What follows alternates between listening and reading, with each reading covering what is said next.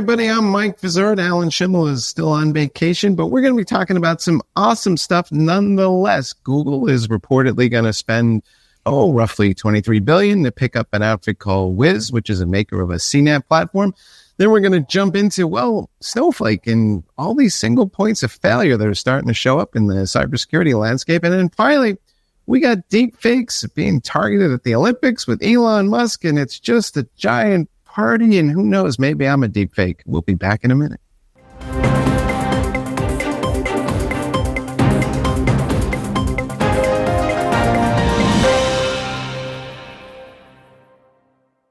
All right, welcome back, everybody. On the gang today, we have Chris Blask joining us once again. He's north of the border, as always, or at least for a while, until maybe it cools down and wherever he happens to live. Chris, welcome to the show.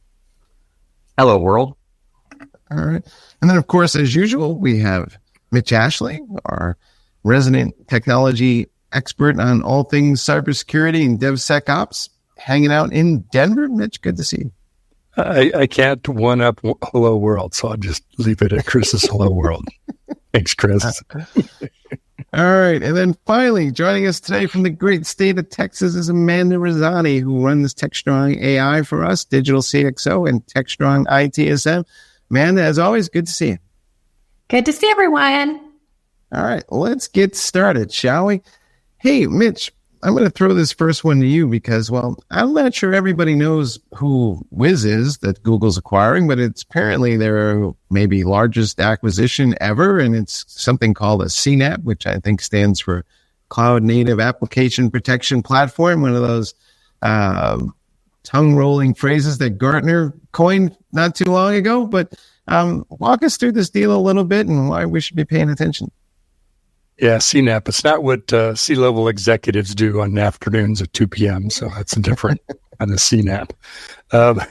Anyway, so the rumor, or I'm not sure how totally confirmed it is, Wall Street Journal came out with an article, I think it was Friday, talking about the potential acquisition, or that they're in talks with acquisition with Google. And what, of course, got everybody's attention.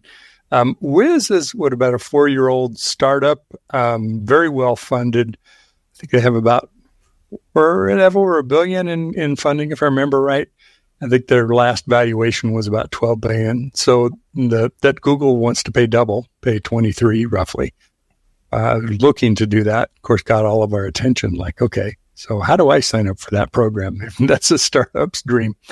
You talk about unicorns. So it's interesting because, where Wiz is focusing is right in the middle of the whole move to cloud native, move to microservices and containers, and how do you manage Kubernetes and secure it?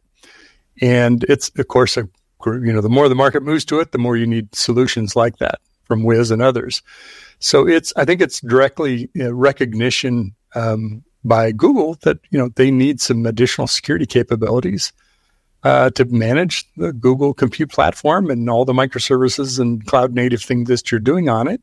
Now, obviously, Wiz isn't just a platform for Google's compute platform, but or cloud platform. So, that's one question is, will they kind of continue to go after the broader market? I would expect so, at least for the short term. So we'll see as this deal comes together, as it finalizes. Sometimes these rumors come out and the next day the deal happens. Other times, it kind of hangs out there and maybe it dies on the vine. Maybe it actually happens. So I think it's just significant just to see Google saying this is important, so important in security. We're willing to invest this kind of money in it. And of course, it gets the interest of every VC investor and startup, even non-startups in the land who are kind of thinking about maybe an acquisition would be helpful to them. Chris, CNAPPs were supposed to be kind of, on one level, a roll-up, right? I could aggregate all my different tools into this platform. Many of the tools became features, and my total cost of security was supposed to be lower. Of course, there's a big gap between theory and reality. Are you seeing, the organizations that you talk to actually deploying CNAPPs, and what drives that decision? Yeah, I think that the only answer is the short note that's in here is yes. We're always looking at, where have we been right now? Where are we right now? What's happening right now? what does that tell us about the future, right? And as Mitch said, there's lots of reasons for this. You look at valuations, the financial side, the function side, what are they trying to do? And if you're trying to guess where we're going, you say, why now, right? Why not earlier? Why not later? And to me, this one just kind of makes sense, right? In the supply chain world, right? Right now in the whole software bill of material world, so much of the conversation is about how do we put all this stuff together, right? And you get into these edge complexities that, in the case, Google hasn't really had to address until now. Now they kind of do, and it's, we're always, as security people or tech professionals, people who care about the industry, worrying that there's some cliff or barrier up ahead, that we need to deal with. But we keep getting there, right? And to harken back to the last episode I was on, we're talking about CISOs, right? The CISO role is fairly obvious. These sort of functions and features are fairly obvious. Just when is the time to do it? I think this acquisition is another good example of it's about time for this one. Mitch, do you think that we'll see the other cloud service providers follow suit? Because Google bought Mandiant and clearly is making a bigger deal about security than the other guys are. At least that's my impression. But will there be kind of further roll-ups in your mind? There'll absolutely be more roll-ups. Whether the cloud providers acquire companies, they'll have to fill a gap in their offerings. But so many folks, Microsoft and Azure and AWS have a pretty rich set of security offerings already. So I'm not saying they won't do acquisitions. They certainly will. I mean, I think security is a ripe area for continued acquisitions because, I actually just posted on this the other day in LinkedIn, headlines about another breach. I know we're going to talk about this in a little bit. Actually aren't headlines. So they aren't news. Breaches happen every day. We're all numb to it. It's organizations are looking for, what can I do? What else can I do? Is there more other frameworks? Is there processes and incident response? Is there technology that I can be using? What do we have to do to kind of help stem the tide, or at least shore the walls, the dike, if you will, from breaches occurring? And so we really need to turn our focus to what solutions and approaches are working. And I think the cloud vendors are in a perfect position to not only market what they do, but really communicate effectively about what customers are doing with their solutions, because they can talk about it on a broad basis, right? In our cloud, here's how somebody uses blah, blah, blah service from either us or another vendor. It's a great time for them to partner with security vendors as well, already in their ecosystem and new ones too.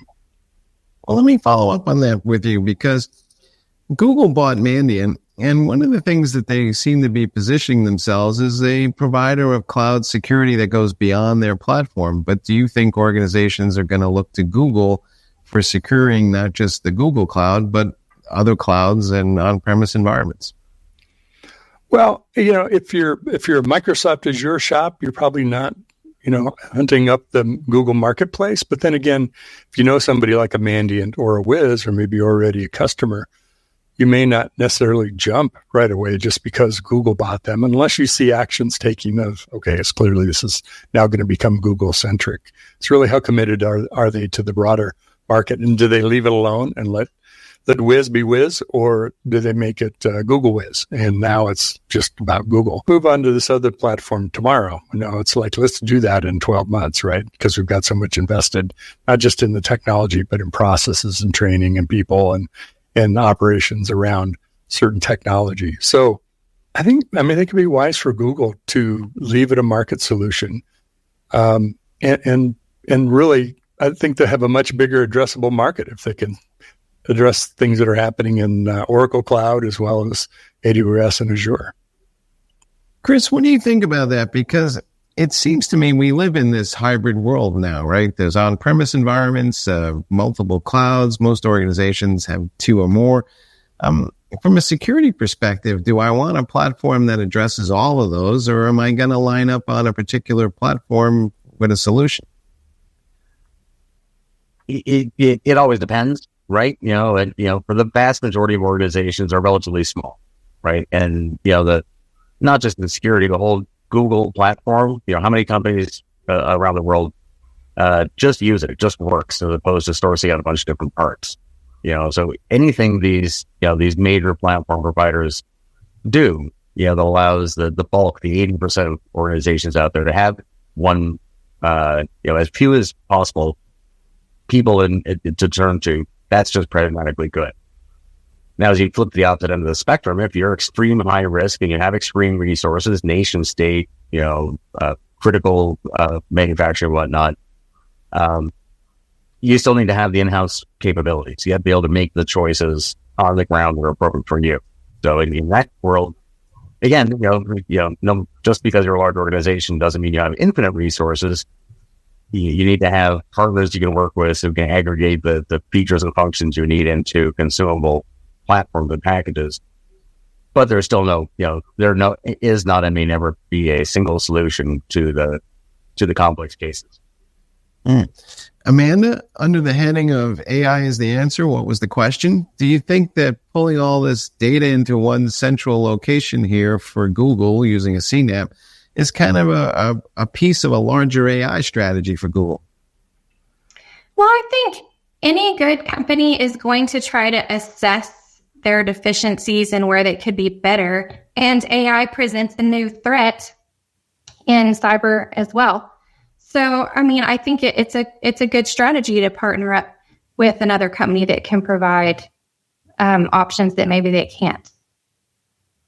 Mitch, following up on that, do you think that AI played a role in this strategy? And how do I kind of make this work if I've got all this data in one cloud versus another cloud, and I need to show that to something that feels like a common AI model? What are the mechanics in making that work? I question, is it the AI that Wiz might be doing, or is it Google's AI that might be easily incorporated in a relatively new product, newly built, newly architected, like a Wiz? Was that one of the considerations? I don't know that this is the case, but I could see Google saying, well, we can buy A or we can buy B, and B, we can really make some hay with AI, our Google AI. So I think, at least I think there's a good probability it may actually kind of go Google down instead of Wiz up. So we'll see, what happens in the AI space. Your point about data in all these clouds is a really good one because, where data is gravity, we've talked a lot about that, and where it lives as well as on premise. I think, but that's also a fact of life. We live in a world where most people, enterprises certainly are multi-cloud, sometimes not by choice, by acquisition and for other reasons. So services and APIs and things like that make it more reasonable to use AI facilities. Maybe you're building it around Google's strategy, but you're not completely living in Google's cloud. I think that's just part of the architecture that people consider. And where is our center of gravity for where our data, maybe even our AI lives? And is that, one of the major hyperscalers, or is it somebody else, Anthropic or OpenAI or whoever it might be, that's you're going to build your strategy around? Chris, are you optimistic about the state of cloud security? And I think we've talked about this in the past, but one of the challenges people have is it's not so much that the cloud platform itself is any more or less insecure than anything else other folks might have, but we just don't seem to have the right workflows and processes in place, and it's just hard. So will this get easier as we go along? By now, I'm optimistic about most everything, right? I think all this stuff works out in the end, but these are grand sweeping, across the industries kind of statements. For me as an individual, tactics end up being really, really important. But broadly, no. This it was 1991 or 92, right? Working with Bell Canada, selling firewalls and hearing, say, hey, our customers can't manage these. Maybe we can manage these ourselves. So now we're 30-something years into managed security. And as you say, the whole concept of cloud, what was it, 10 or 15 years ago, it's just somebody else on the computer. It's like, that's right. You don't have to run it. So generally, yeah, it's all going to work out. These competitive pressures, to Mitch's earlier point, there's always going to be breaches. Breaches are bad. Don't be one. However, since the world is like that, when breaches happen or bridges collapse or whatnot, engineers learn lessons. So don't get your fingers pinched off in this one. But I go back to my last statement. Most companies, and again, most people watching this show, for example, don't have a CISO, right? That most companies don't have these capabilities. Stop worrying about it. You have enough problems with staying in business. Focus on that. Trust Amazon or Google or whoever. But as it gets more serious, you have to take more ownership. So there are very good service. Listen to folks like this. Listen to folks like Mitch, who can tell you that, over the last 18 months, no, you don't want to do this right now. Maybe next year. That's where the value of expertise comes in. So it all depends on where you are, but generally, yeah. Mitch, to Chris's point, because I've had this conversation with some folks out there, and it kind of goes along these two lines. On the one hand, they'll spend 10 minutes complaining about the fact that they can't find the skills and expertise required to make this security thing work. And then when you ask them, well, why don't you lean more on external expertise? They go, well, security is too important to trust somebody else. So where should we land on this whole, how much should I do versus the platform people versus third-party servers? Well, that's sort of the internal build or buy, homegrown versus not. And by the way, I would listen to Chris Blask. If you're going to listen to somebody, thanks, Chris. But people should be listening to you for sure. For sure. It's who I go to when I have a question. It's Chris. I think you are relying on others because you're using security products and technologies from third parties. And hopefully you're leaning on their solutions engineers and the professional services that can help you implement that, as well as what Chris was talking about around managed services. It's hard to just lift and shift and say, okay, it's all your problem now and you're going to run security for us, because security isn't just an operational thing. It's as Chris Betts talks about it at AWS, it's a culture of security, not a security culture. So it's really infused in how you operate, how you build software, how you make decisions about priorities around where you're going to put efforts, what you invest in, et cetera. And the security is the number one priority on everything. But it's part of that. You can tell whether security is important or not. Like, oh yeah, what are we going to do to secure this? Or what's the security strategy? Let's make sure what is our strategy while we're making this decision approach to do that. So, I've always been a fan of find people that know more than you do and help gain your knowledge from them and your experience by working with them. And what you need to grow internally, grow that too. It's sort of a multi-pronged strategy. I think it's a good sign when a company is proactive and trying to improve. Well, there you go. To Amanda's point, this is a developing story, and it's part of the cybersecurity acquisition du jour. So stay tuned. We'll update you as this deal hopefully maybe closes, but who knows? There might be other deals in the offing. We'll see what happens because the soap opera never ends. We'll be back in a minute.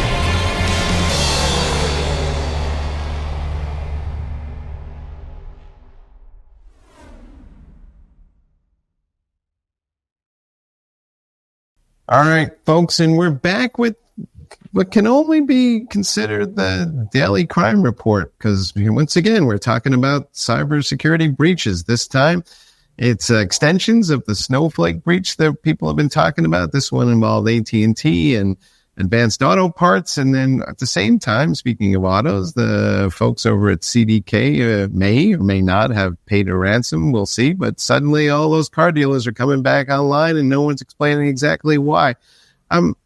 Chris, let's start with you on this one. To Mitch's earlier point, breaches happen almost every day now, and we're kind of getting inured to the whole thing. But have we created sort of a single point of failure here with all these cloud and SaaS platforms that we embraced? Because in the rush in COVID, nobody built their own thing. So everybody went out and just kind of started using all these third-party apps. And did we really think through the security implications? Let me see if I work backwards through that. Did we think through the security implications? Lord, no. Why wouldn't we start now doing that? We thought, how do we get this up working? I don't think a lot of it really had to do with COVID, but the rush to adopt things that frankly have been laying around mostly for 10, 20, 30 years, do a lot of remote stuff, may have pushed a lot of issues. But I don't think we really could have gotten much further earlier. It's not a very satisfying question. You always wanted to, why aren't things better than they are? But I can't help looking back and saying, okay, where over the last 30 years, where's the time, focus, budget, whatever, to do better than we've done now? So we keep walking into these traps, to your point, where everybody starts doing this, and all of a sudden, that creates the vulnerability space that someone exploits, and that's our next, big defensive wave. We keep surviving them, most of us. That doesn't help you much if you were a company or person or employee A, who absolutely didn't. But I don't see it end anytime soon. I think people who are alive today will see the end of this level of thrash. But putting it all together, we still do not today have the ability on really any level. The supply chain is a good model for it, but it's not just that. What is all the information you could have to make these decisions in advance while things are happening? How long would it take to get that information? Longer than you have. So, to that end, yes, we keep making these single point of failures that sweep up a lot of us, fortunately not all at the same time. And diligence, will have a positive effect on that for quite some time. Mitch, are there steps, things people should be doing to evaluate these, what essentially are third-party risks, right? I mean, we went to use an application, and how do we know that the people who built the application or a SaaS environment actually made it all the right security steps, or at least reasonable ones? I mean, there are compliance check marks, but a lot of those are the basics, right? Yes, the shared risk model, right? Which means I'm distributing some of the risk, meaning I'm really relying on other people and their services. Doesn't mean that the risk is actually shared, because it's all still yours. Doesn't matter whether Snowflake had the problem. It's the customers of Snowflake that ultimately have the problem, or whoever, just this is one of many.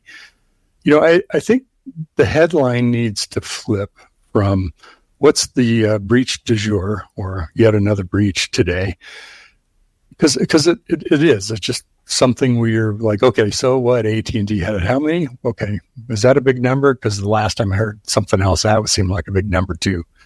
I think, and now we get notifications on our LifeLock applications and everything else, or from Experian or whatever thing. Like your information may have been stolen. I kind of assume it has already. So, and probably multiple times.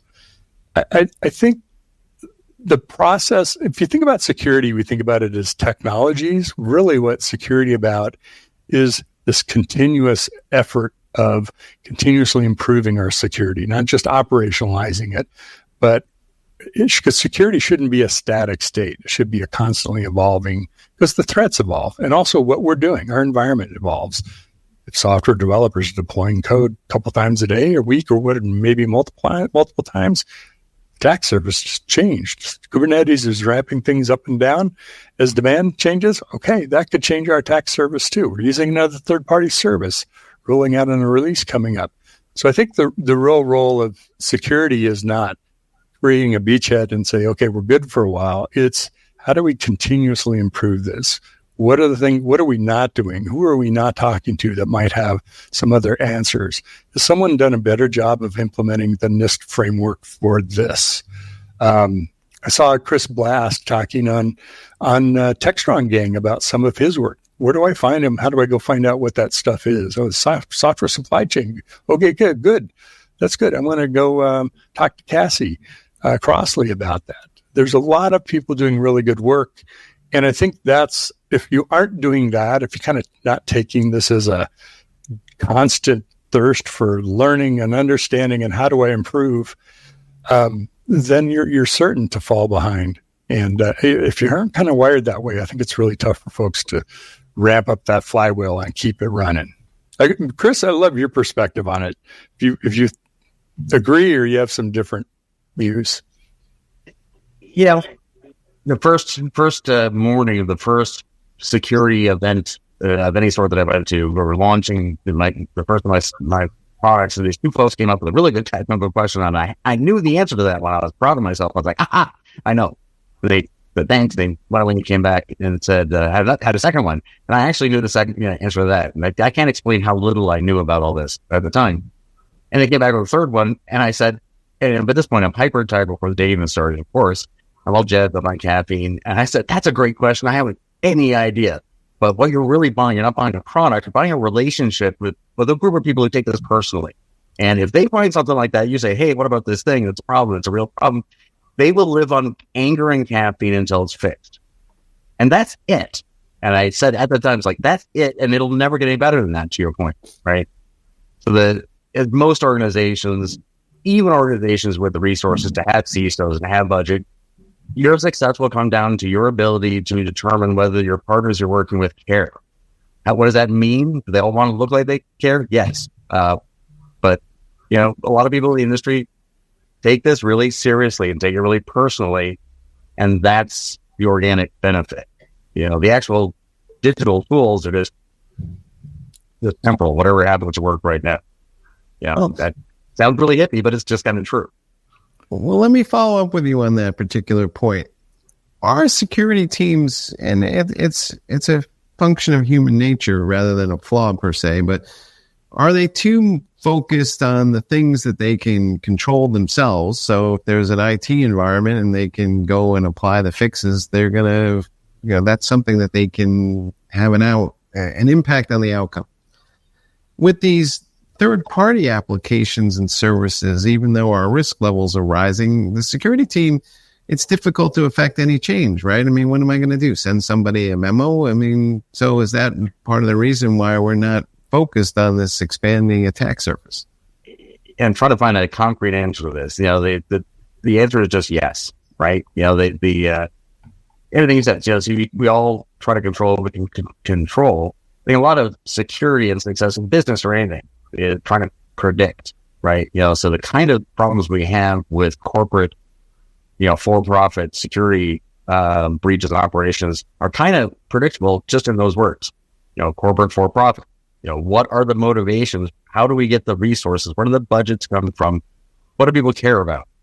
And this is not. There's nothing fatalistic about that, but you just have to realize those things are what they are. As security people, one of our standard feelings, which again is very predictable, we should be self-aware to walk in and say, well, I told them what they need to do, and they didn't do it, so I'm right and they're wrong. Sorry, you're a hacker. You're wrong. It's not just about hacking the digital whatever or having the right answer for the current security issue. It's about understanding I'm trying to protect this thing, this company, this nonprofit, this government entity. It has these characteristics, and not be the subject of a conversation like this where we're all saying, oh, here's another corporate entity that got hacked and breached. And if you look at them closely, you'll find out, they kind of weren't taking it serious. And whose fault is that? Great question. At the C-suite, you should know that stuff anyways. It's all normal risk like anything else. And from the engineering and technical side, you shouldn't be surprised, that you're asked for a massive budget to take care of something you're really passionate about. Doesn't work in a for-profit corporate world. Mitch. I think there's still also a lack of communication, and there should be better communication between all departments. And sometimes the action plan for when there is a threat is not clear across all departments. Mitch, I will posit a theory. You can tell me how off base I am, but we have SOC 2 compliance, and theoretically all these people are supposed to be filling out a form, and it basically says, yes, customer data is not exposed to internal employees, and we did all these checkmark things. Do we need to take that to a higher level where we're creating some sort of independent third-party service that's rating these third-party platforms for their security capabilities so that people factor that into their buying decision? Well, they actually do some of that today. Compliance is there may be a list of requirements. Oftentimes it's, what are your requirements and are you following that? Is usually what compliance is about, guided through some framework. Providers today, pay people to do pen testing and social engineering and things like that, and they provide reports from those organizations. So that kind of information, it's not a rating scale, but it is a, send me your most recent pen test and what kind of issues came up. And they've likely been resolved, hopefully been resolved, but it gives you a feel for the kind of issues that they've had over the past. I think in addition to compliance and checklists and things like that, which are all helpful, one of the things I want to highlight is CISA's Secure by Design initiative. So this is taking a different approach. Let's step back and say, how do we take security to a different level in terms of how seriously we take it across the organization, kind of to Amanda's point, right? Rather than being in security organizations and I'll make sure everybody's doing enough to get by or what we think they should be doing or enough that we can say they're doing enough. And the Secure by Design initiative, a lot of people have signed on to it. It's relatively new, but I think it gives some ideas, some guidance about how do you elevate decisions around security. So it's as important as what is the cost of this application, or what's the cost to build this, or what's the cost to move to a different cloud provider, whatever it might be. And I'm not doing it justice. You can go to, I think it's, was it CISA? I've got the URL somewhere. Oh, it's CISA.gov/secure by design. That's where it is. There's a pledge people can take, things like that, if you want to take it that seriously. But there's some really good thinking, some resources that CISA and then also the FBI, from some help from them to kind of help. How do you as a security organization turn it from just a cost of doing business and filling out compliance information to thinking about how you create kind of that culture of security I was talking about earlier. So definitely check that out. To your point, and we talked about this on an earlier show, and Chris, I'd love to get your thoughts on this, but it seems like a massive amount of the legacy software we have out there, whether it's in a SaaS platform or on-premise or whatever, is just fundamentally insecure. So do we need to go back in and kind of restructure all these environments and maybe change the reward system to drive that? Because we're so obsessed with new features and capabilities that meanwhile we have all this stuff out there that is certainly not created with secure by design methodology thinking, that's for sure. Right. And we do in the end, right? And we rightly, so I call out a lot of folks on these shows, but Ginger Wright and Andy Bachman at Idaho National Labs at Department of Energy, secure by design stuff. As I'll continue to say, when you see brilliant, interesting people doing things at a time, it may be time for, right? And so secure by design, as a sort of concept, you can go back as many decades as you want and while the epic rants, we should be doing it right the first time. But this time around is much more mature. It takes into account things like, I run a power grid. In that power grid, there's a lot of Windows 7 and Windows XP, and it's not going away. Therefore, since I have all these things, how do I then, design my overall system securely? So that a lot of these, tactical complaints we have over time. I love the operational technology, the OT, the industrial control system world. And, I can't tell you how often, to this literal day today, I see Windows 7 and Windows XP, and you can say, that's massively insecure. But you're saying that to someone who paid $1 million for a laser cutting machine, and they're going to, maximize the profits on that. And if you upgrade it, it stops working. So, yeah, we'll get there, but we can design securely without, doing the logistically impossible things of replacing everything. Mitch, developers spend what percentage of their time trying to fix stuff that already exists? Maybe 10% or less. Do we need to just change the hero dynamics of this and just say, hey, we're going to make sure that developers who are fixing stuff get credited with that, and that compensation drives behavior, and we're just kind of got the whole compensation model wrong? Yeah, it's kind of the mountain of technical debt, right? Or security debt. Another way to look at it. there's all kinds of stats about how long it takes to get a patch to a vulnerability into production, more or less fixing something in your own code. Yes, that's something that we can do. And oftentimes people organize, okay, it's Security Debt Day, Friday, we're working on this and try to make, let's make another dent in this, or approaches like that, or gamification of it. It's hard because developers are usually rewarded on capabilities that they've shipped. What features have we put in our software? Have we launched the product? All of that kind of thing. So I think, that the tide is maybe shifting somewhat. Secure by Design is one initiative.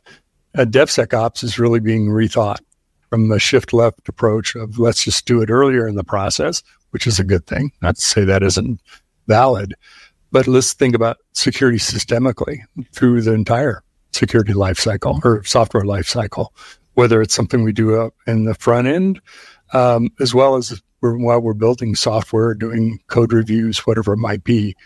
There was an announcement or a call from CISA and the FBI to make better use, more secure ways to make operating system calls through code, because people would pass just a string as a parameter to the operating system and it would execute whatever's in that string. Well, guess what? That's a really easy thing to compromise if you can get into that flow, parameterize it, use libraries, things that are secure of how it talks to the operating system. Just improvements like that could make a big, meaningful difference in the security of your software. So I think the other thing we also have to consider is it's not just the software we're building, it's the infrastructure and softwares you're using to build it. It's the underlying tool chain and infrastructure. That's where a lot of our software supply chain attacks start, whether it's an image of something that comes into the pipeline, or like what happened with SolarWinds is something in the CI/CD build process. It gets compromised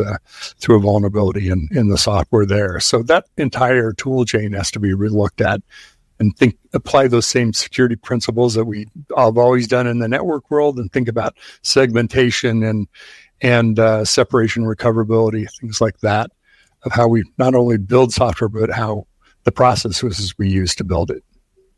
Your point, to give everybody can't get a much more contemporary example. So as of Monday, this week on the CISA SBOM work group call, is a public calls, nobody speaking out of class.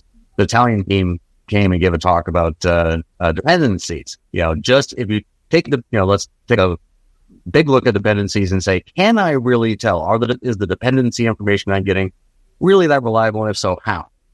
How reliable? It turns out, no, right? So to your point, Mitch, we have a lot of things to put together, and realistically, you're not in the position to put most of them together now. Now as always is the time to do the things you can do, and to plan for some of the things that 12 and 24 and perhaps more months out that you will get into. But you should be looking at this issue of dependencies. If that sticks in your head, how is everything connected? How far can I go? How deep can I get? You probably need to expand that bubble in the near to midterm. All right, folks, I don't know exactly how we're going to solve this problem, but I really do like the idea of once a week, bring out your security debt. That would be a good place to start. All right, we'll be back in a minute. SecurityBoulevard.com is the leading resource for news, analysis, and education on challenges facing the cybersecurity industry. SecurityBoulevard.com covers all aspects of cybersecurity, including data security, DevSecOps, cloud security, application security, network security, security threats, and more. SecurityBoulevard.com has the largest selection of security content, featuring breaking news, blog posts, podcasts, and more. Visit www.securityboulevard.com to learn more. SecurityBoulevard.com, home of Security Bloggers Network. All right, folks, and we're back. And if you haven't noticed, every time that there's a major event, there's like a cybersecurity storm that follows it. And the latest one is the Olympics. There are many scams now being launched to kind of convince people to go to malicious websites, download code, all kinds of nefarious behavior. It's the usual kind of thing. But this time around, we're starting to see these things called deepfakes more often. The latest one involved Elon Musk and a voice likeness that he was used within a scam. And Amanda, I know that on Techstrong AI, you've been writing about the rise of these deepfakes using AI technologies for a while. Do you think we've kind of hit this thing where now it's mainstream awareness and people understand what they're looking at, and hopefully maybe they won't be fooled as easily? Or how do you see this evolving? Well, there is more awareness. People are aware that it can take place, but I'm not sure that they're able to decipher what's a deep fake or an AI voice versus the real one. We're still seeing lots of confusion in that area. All right. Well, Chris, how do we kind of spot these things? And I'll ask you this because we've been doing end user training forever and a day. And for the most part, it's felt a lot like, traffic school. We send end users to, remedial training for how to spot these things. And AI is making that, or at least it's starting to feel like it's making that obsolete because, it's too hard to detect. And now we have these deep fakes. They're using voice and video and all kinds of things. And maybe it's beyond the average end user's ability to see, but what's your take on what's going on with all this stuff? Well, like so many other issues, this is what I'm always talking about, inevitability curves. It may be, the better way to say that is uninevitability. At certain points, we're not going there any further. And this is something that not just I, because of what I've done for a living, anybody who's thought about computer graphics and movies and the special effects over the last 30 years, they're moving in a certain direction. Along that line, at some point, is the ability to make video that looks, honest to God, pixel by pixel, exactly like the real thing, no matter what it is. So that's been coming regardless. You can see this, decades ago. Now it's here. Isn't this fun? The question in any such case becomes, what happens next? And what happens next is not just 1 year, but 1,000, 10,000 years. This is not going away. The ability to say, hey, that really is that piece of video is part of the history now. It'll never come back, not in the same way. So what do we do? I think to Amanda's point, this lines up with the malicious influence campaign sort of stuff that, again, everybody's using now. Disinformation thing. So the effectiveness of putting out something that looks like a picture, something that looks like a video, something that's really convincing, is itself going down. What do we do about that? Longer topics, but I think the kinds of things we see in digital cybersecurity have a play there, but they have to be tied with real cognitive sciences. How do people think? How do we process information on a personal basis, not just corporate professional behavior? Yeah, and I know I've heard some companies talking about digital watermarks of sorts, but how do we know that those can't be faked? If it's online, it's at risk. So it's a hard process to solve this issue, I think. Oh, yeah, I like the term time transparency for a lot of things these days, and this is a perfect one. We all know, do your own research. It comes down to how much time do I have? Anybody, I believe this, doesn't require a grand intellect. Really taking the amount of time it takes to research something today really can't. The key word there is time. None of us really have that time, right? So we have to continue making assumptions, as people always have. But it's, Amanda, though, I personally, I think one of the answers is literally watermarks, but you have to get that next question, as we look at visual information, pictures and videos and so forth. And there has to be enough transparency under that. But I can tell, I like the idea that we can somehow get a system where people can look at a piece of content and have a pretty good idea that there is someone behind that, if they wanted to take the time and look. And if they did take that time to look, they would be satisfied to a reasonable level of satisfied if that was true.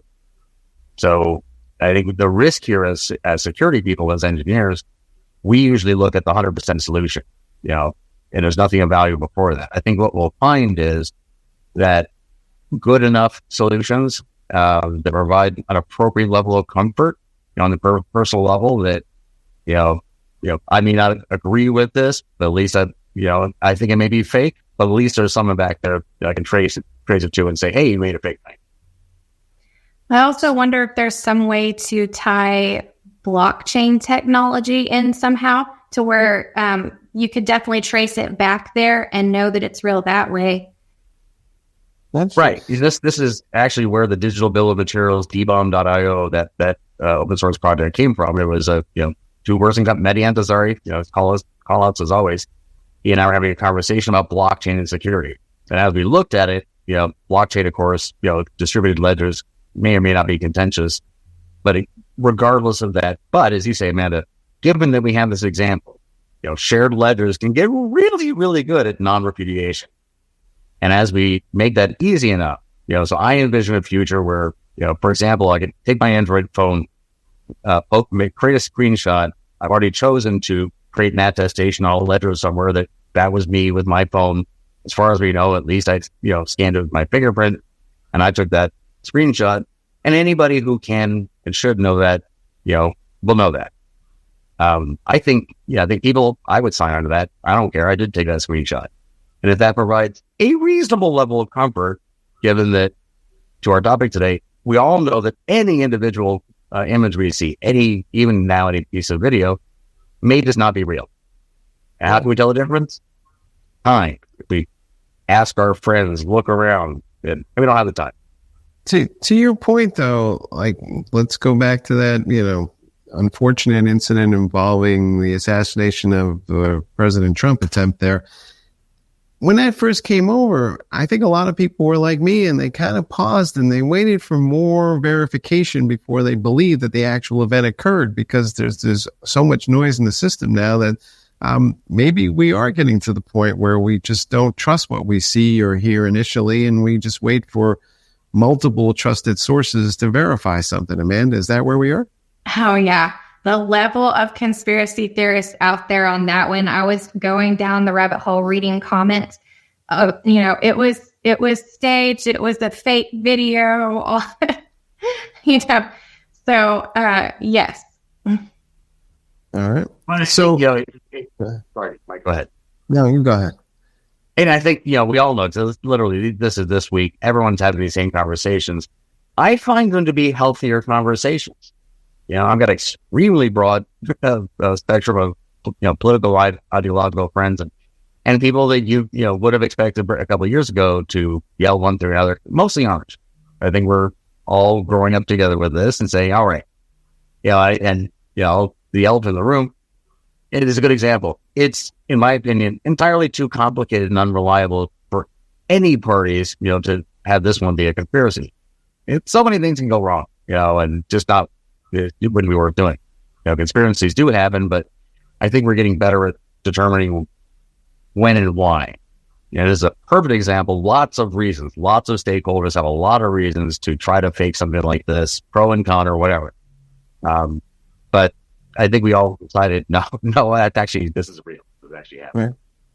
I guess the one thing I do worry a little bit about is, with the internet, the theory was at least that it would be easy for multiple content providers to participate. And now I wonder, because of deepfakes and AI and all this stuff, are we going to narrow the number of sources that we'll consider, because not just out of personal preference or bias, but just be out of a trust issue. But in so doing, we kind of reduce the benefits of AI and the internet.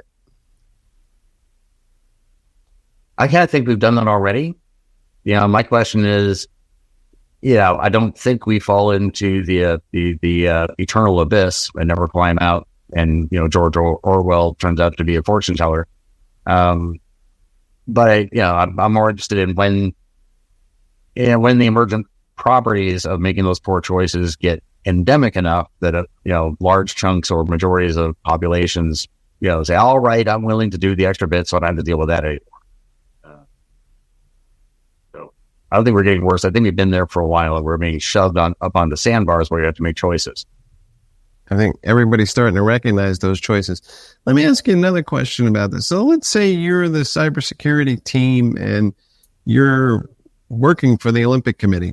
I mean, how does all of this stuff change the way you think about your job, your mission? Because there's football games, there's all kinds of events like this where the cybersecurity tactics and techniques have to evolve.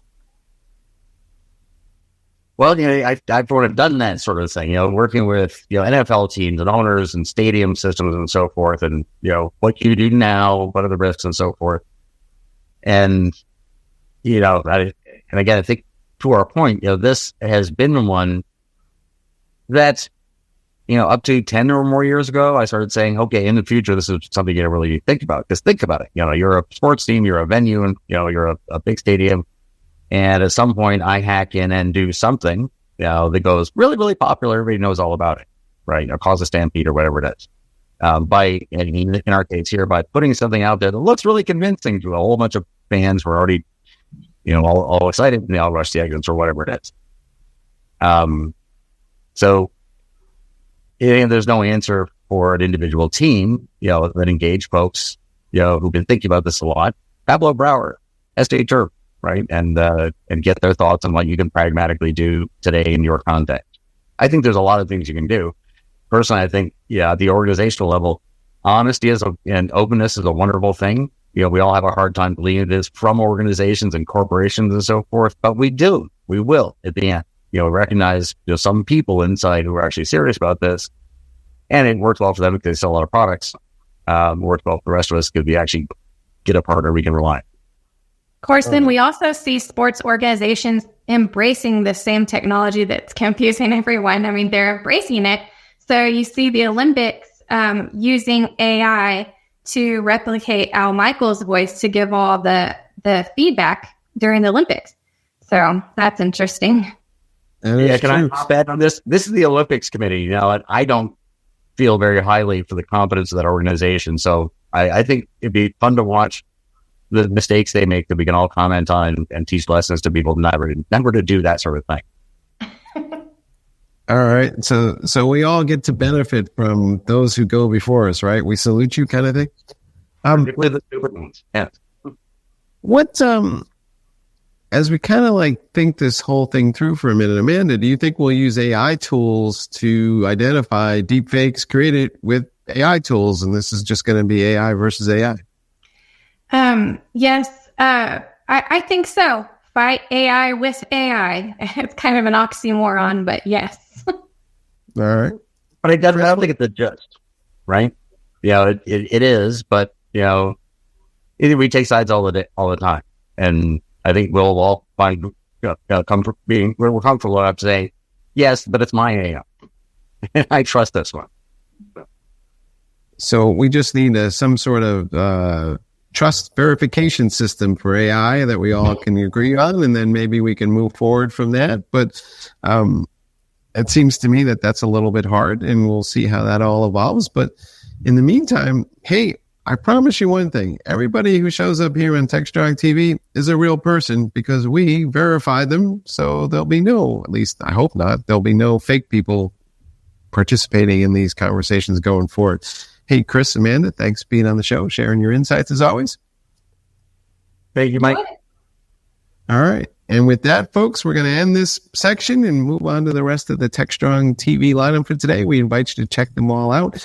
And we think it's going to be an awesome set of shows, so stay tuned. DevOps.com is the #1 online destination for DevOps education and community building. DevOps.com covers all aspects of DevOps, including DevOps best practices and tools, DevOps culture, DevSecOps, business impact, continuous testing, continuous delivery, and more. DevOps.com has the largest collection of original DevOps content, featuring breaking news, blog posts, podcasts, and more. Visit www.devops.com to learn more. DevOps.com, where the world meets DevOps.